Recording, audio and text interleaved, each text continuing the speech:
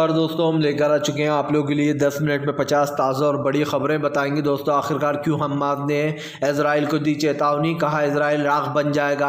आखिरकार क्यों दोस्तों प्रधानमंत्री नरेंद्र मोदी के ऊपर फट पड़े राहुल गांधी, क्यों मल्लिकार्जुन खड़गे ने कहा कि राहुल दिलाएंगे देश को न्याय। आखिरकार कैसे दोस्तों राम मंदिर पर 2 मुस्लिम लोगों का नाम रखकर झूठी आईडी बनाने वाले निकले हिंदू, और आखिरकार क्यों दोस्तों फंस गए योगी आदित्यनाथ। तमाम मुद्दों पर होगी बात, लेकिन उससे पहले अगर आपने अब तक हमारे चैनल को सब्सक्राइब नहीं किया है जल्दी से कर लीजिए। पास में एक घंटे आएगी, इसको ऑल नोटिफिकेशन पे दबाएं ताकि हर वीडियो की अपडेट आप तक पहुंच पाए। दरअसल दोस्तों आपको बताते चलें, एक बार फिर से हमास ने दी इजराइल को चेतावनी, कहा राख बन जाएगा इजराइल। आपको बताते चलें हमास इजराइल की लड़ाई लगातार आगे बढ़ती चली जा रही है। खास करके गाजा पट्टी और खान यूनुस में इजराइल दबदबा लेकर पहुंचा था, लेकिन हमास ने उसकी सारी हवा निकाल दी। यही कारण है जो इजराइल और हमास के बीच की ये जंग दोस्तों अब एक नया रुख ले चुकी है। राहुल गांधी की भारत जोड़ो न्याय यात्रा का नाम बदला, अब राहुल गांधी ने भारत जोड़ो न्याय यात्रा इसका नाम रखा है। आपको बताते चलें फिलहाल माना जा रहा है राहुल गांधी की ये यात्रा 14 जनवरी से निकलने वाली है, जहां पर ये जाएगी मणिपुर टू मुंबई, यानी कि मणिपुर से मुंबई तक ये यात्रा निकाली जाएगी। आपको बताते चलें इस दौरान राहुल गांधी के साथ इंडिया गठबंधन के कई बड़े दिग्गज नेता भी नजर आएंगे, जैसे कि अरविंद केजरीवाल, ममता बनर्जी, जो है नीतीश कुमार, तेजस्वी यादव, और भी बड़े नाम हैं, महबूबा मुफ्ती, जो ये सब लोग राहुल की भारत जोड़ो यात्रा में नजर आएंगे। क्योंकि जाहिर सी बात है इस बार इंडिया ने अपना अलायंस बनाया है, इंडिया वर्सेस एनडीए, यानी कि बीजेपी के एनडीए के साथ सीधी इंडिया की टक्कर होगी, जिसका गठबंधन टकराएगा। आपको बताते चले लोकसभा चुनाव में इस बार कांग्रेस कोई भी रिस्क नहीं लेना चाहती, इसलिए उसने इंडिया गठबंधन का अलायंस बनाया है। दरअसल आपको बताते चले एक बार फिर से ईरान ने दी खुली चेतावनी। ईरान बोला पूरी तरीके से बर्बाद होगा इजराइल, क्योंकि हम ये मौत का आंकड़ा नहीं भूलने वाले। दरअसल आपको बताते चले ईरान में ड्रोन से हुए हमले से 100 लोगों की मौत हो गई है और 137 से ज़्यादा लोग घायल बताए जा रहे हैं। यही कारण है जो अब ईरान ने खुली चेतावनी दे दी इजराइल को। ईरान ने साफ कहा है कि फिलहाल इस मौतों के आंकड़े को हम भूलेंगे नहीं, इसका इंतज़ार करना, क्योंकि इसका बदला ज़रूर लिया जाएगा। जाहिर सी बात है दोस्तों ईरान रुकने वालों में से नहीं है। एक बार उसने अमेरिका का प्लेन उड़ा डाला था, जिसके बाद आपको याद होगा उस दौरान डोनाल्ड ट्रंप जो है वो देश का प्राइम मिनिस्टर हुआ करता था, वहाँ का राष्ट्रपति अमेरिका का। लेकिन अब जो बाइडन के आने के बाद ये मामला अब और बढ़ गया है, क्योंकि इसका सीधा शक इजराइल पर जा रहा है और इजराइल की मदद अमेरिका कर रहा है। आपको बताते चले दोस्तों एक बार फिर से जो है यहाँ पर प्रधानमंत्री नरेंद्र मोदी के खिलाफ केजरीवाल ने खोल दिया मोर्चा। केजरीवाल बोले मैं ईमानदारी सरकार चलाता हूँ, इसलिए इन लोगों की आंखों में खटकता हूँ। केजरीवाल का कहना है कि मेरी जो सबसे ज़्यादा बड़ी उपलब्धि है वो मेरी ईमानदारी है। उन्होंने कहा कि मैं ईमानदारी सरकार चलाता हूँ, लेकिन बीजेपी जानबूझकर हमें फंसाने की कोशिश कर रही है और वो झूठे मुकदमे लगाकर हमें अंदर करना चाहती है ताकि हम लोकसभा चुनाव में चुनाव न लड़ पाएँ।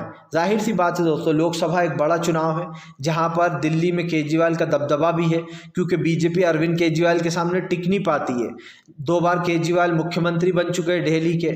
उन्होंने अब की बार बीजेपी से नगर निगम भी छीन लिया। बीजेपी का 15 साल पुराना जो किला था वो ढहा दिया गया। यही कारण है जो केजरीवाल से बीजेपी को डर लगता है कि अगर केजरीवाल के सामने वो खड़ी होगी तो टिक नहीं पाएगी। इसीलिए केजरीवाल के पहले तो 3 नेताओं को बीजेपी अंडर डाल चुकी। पहले का नाम है सत्येंद्र जैन, दूसरे मनीष सिसोदिया, तीसरे संजय सिंह, और अब चौथा नंबर केजरीवाल का ही बताया जा रहा है। आपको बताते चलें अखिलेश यादव ने बीजेपी के ऊपर बोला बड़ा हमला। अखिलेश बोले सिर्फ विपक्ष के ऊपर सीबीआई और ईडी की जांचें हो रही हैं, आपके नेता क्या दूध के धुले। उन्होंने कहा कि जनता को इतना बेवकूफ़ मत समझो, जनता सब देख रही है, उसे सब पता है कि बीजेपी सत्ता का दुरुपयोग कर रही है। मतलब केंद्र में आ गई है बीजेपी, तो वो जब से खास करके 10 साल होने वाले 2014 के बाद से ही बीजेपी ईडी और सीबीआई का दुरुपयोग कर रही है। कि अखिलेश यादव ने कहा कि जनता को सब पता है कि बीजेपी सिर्फ विपक्ष के ऊपर ही ईडी सीबीआई की कार्रवाई कराती है, बाकी खुद के नेताओं के घर पर ईडी और सीबीआई नहीं पहुंचती। आपको बता दें चले दोस्तों एक बार फिर से जो है यहाँ पर हमास और इजराइल की जंग के बीच में हिजबुल्लाह ने कर दी मिसाइलों की बौछार, बौखला गया इजराइल। दरअसल आपको बताते चलें एक बार फिर से हिजबुल्लाह ने कई अटैक कर दिए, जिसके बाद इजराइल फिर से बौखला गया है। आपको बताता चलूँ इजराइल को बार बार चेतावनी दी जा रही है हिजबुल्लाह की तरफ से कि अगर उसने गाज़ा में हमले नहीं रोके और मासूम लोगों की जानें लेना बंद नहीं किया तो हिजबुल्लाह भी नहीं रुकने वाला, वो भी इसी तरीके से ठिकानों को हमला करेगा। दरअसल दोस्तों आपको बताते चलें अब तक हिजबुल्लाह ने कई इजराइल के ठिकाने उड़ा दिए हैं और कई उसके निशाने पर हैं। यही कारण है दोस्तों जो यहाँ पर एक बड़ा डर का माहौल दिखाई दे रहा है, ख़ास करके इजराइल में। आपको बताते चले दोस्तों, फ़िलहाल मुस्लिम नाम रखकर मंदिर को उड़ाने की धमकी देने वाले दोनों निकले दोस्तों हिंदू व्यक्ति, और तीसरा निकला बीजेपी का ही नेता जिसने पूरी साजिश रची। आपको बता दें, इससे पहले भी कई बार ऐसा हो चुका है कि मुस्लिम नाम रखकर फेक आईडी बनाकर लोग सरकार को धमकियां देते हैं जानबूझकर हिंदुत्व की, ताकि मुस्लिमों का नाम खराब हो। लेकिन दोस्तों आपको बताते चले, फिर से दोनों जो लोगों ने राम मंदिर को उड़ाने की धमकी दी थी और योगी आदित्यनाथ को भी उड़ाने की धमकी दी थी, जो कि वहाँ के मुख्यमंत्री हैं उत्तर प्रदेश के, उसमें आपको बताते चले बड़ा खुलासा हुआ, जहाँ पर पता चला कि भैया जो लोग धमकियाँ दे रहे थे वो लोग कोई और नहीं बल्कि वो तो बीजेपी के ही नेता निकले। और जो तीसरा है दोस्तों, जिसका नाम आपको बताते चले देवेंद्र त्रिवेदी, जिसने पूरी साजिश रची, ये गौरक्षक है, जो कि योगी आदित्यनाथ के साथ इसकी कई तस्वीरें भी हैं। आप समझिए, योगी के साथ कई तस्वीरें भी हैं और योगी को ही इसने गंदी गंदी गालियाँ लिख दी सिर्फ इसलिए ताकि लोगों को लगे कि मुसलमानों ने ही किया होगा। इतनी चालाकी से लेटर लिखा गया कि पहले तो उसमें पीड़ा लिखी गई कि मुसलमानों को तुम लोग परेशान कर रहा हो, छोटी छोटी बातों पे उन्हें जेल में डाल देते हो, या फिर उनके मस्जिदों को हमलावर बना रहा हो, मस्जिदें छीन रहा हो, ऐसी बातें लिखी ताकि लोगों को ये विश्वास हो जाए कि ये तो किसी मुस्लिम ने ही लिखा है। लेकिन जब सच्चाई पता चली तो ये पता चल गया कि दरअसल ये दोनों के दोनों हिंदू थे, और तीसरा वाला जो था वो बीजेपी का ही नेता निकला जिसने ये सारी साजिश रची थी। तो ये बड़े खुलासे पर कांग्रेस भड़क गई और कांग्रेस ने बीजेपी पर आरोप लगाया कि वो देश में दंगे फैलाने की कोशिश कर रही है।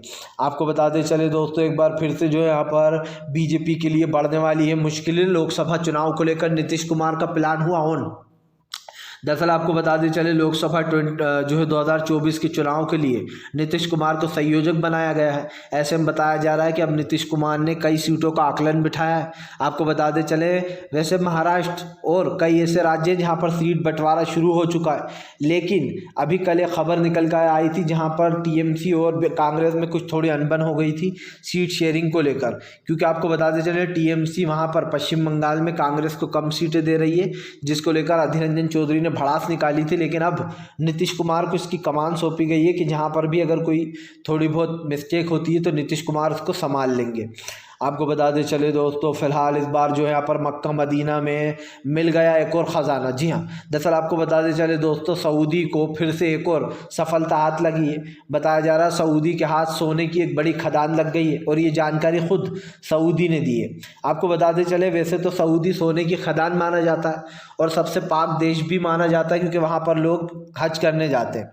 ऐसे में दोस्तों आपको बताते चलें, अब एक बड़ी चीज़ ये निकल कर सामने आई है कि सऊदी को एक और बड़ी सफलता मिली है जहां पर सोने की खदान मिली है, और उसने यह आदेश दिया है कि अब डीलिंग का काम जो है, खुदाई का काम, वो और तेज़ी से कर दिया जाए। आपको बता रहे हैं, मंसूरा मसाला के पास ये भंडार मिला है जहां पर 2024 यानी कि 2024 को देखते हुए अब वहां पर खुशी का माहौल है, और ये जानकारी दी गई है कि यहाँ पर अब काम तेज़ी से होगा।